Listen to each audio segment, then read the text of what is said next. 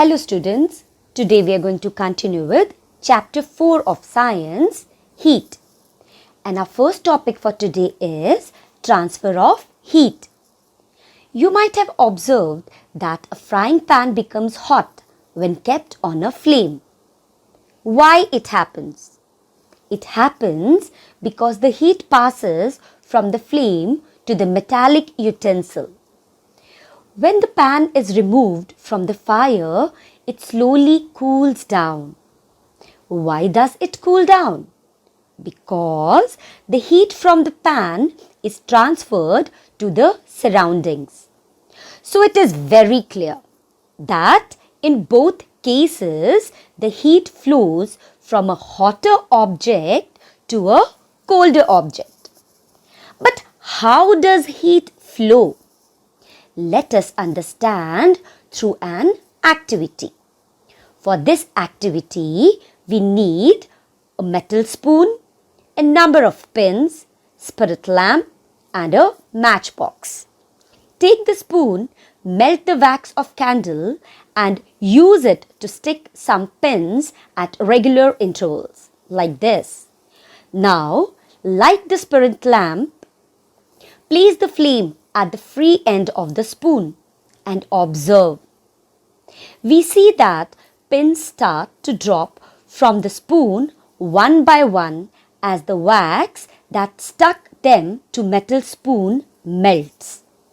The first pin to fall is the closest to the flame and the last one to fall is at far end of the spoon. This shows that heat from the flame is traveling from one end to the other.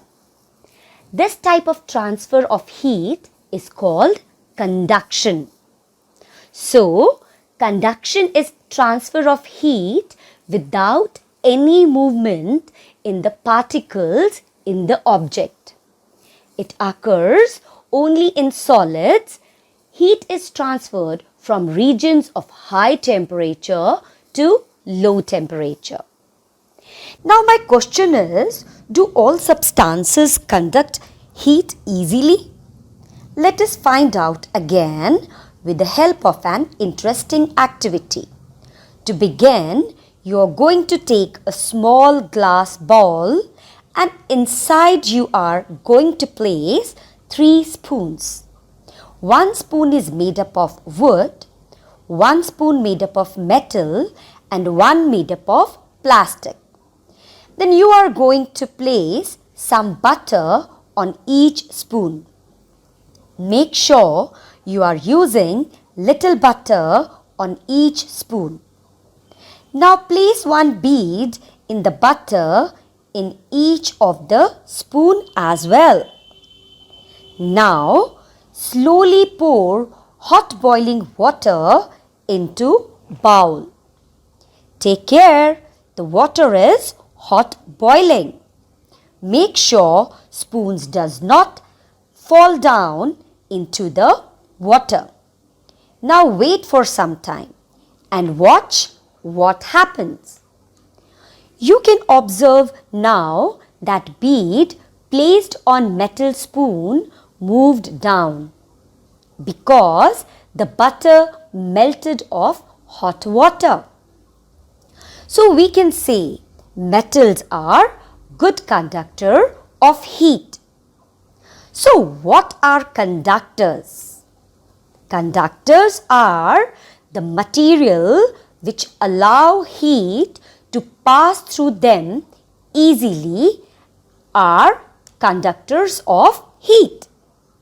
On the other hand, the materials which do not allow heat to pass through them easily are called insulators. Example, as right now you saw in the activity, plastic and wood are insulators. Water and air are poor conductors of heat. Then how does the heat transfer takes place in these substances? Let us find out. To begin with, we need a glass bowl and we are going to fill that bowl with oil.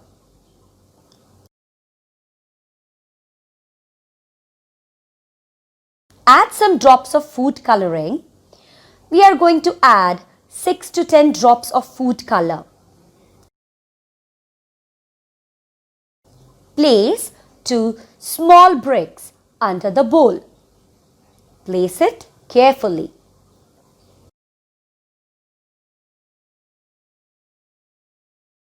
Now we are going to take a candle and we are going to light the candle. And because it involves fire, adults' supervision is required.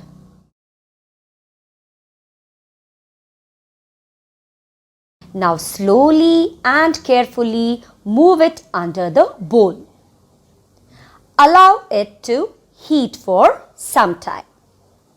When oil is heated, oil near the flame gets hot.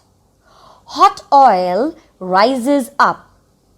The cold oil from the sides move down towards the source of heat. This oil also gets hot and rises, and oil from the sides moves down.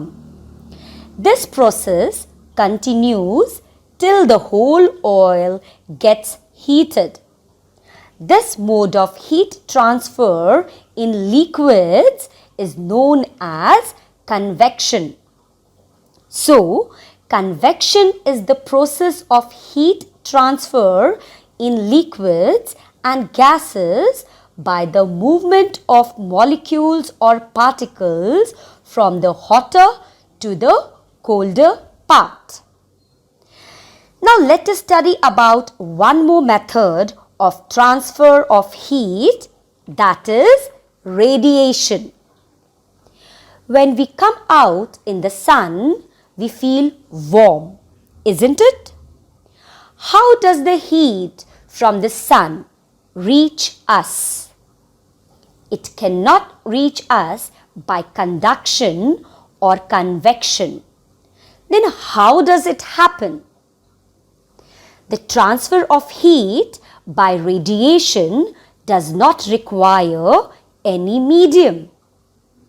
It can take place whether a medium is present or not.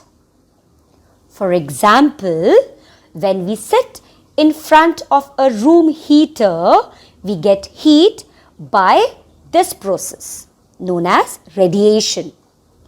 So what is radiation? Direct transfer of heat from a hot object to a cold one without heating the intervening medium is called radiation. So my dear students, that's all for today. See you in my next lecture. Till then, bye-bye.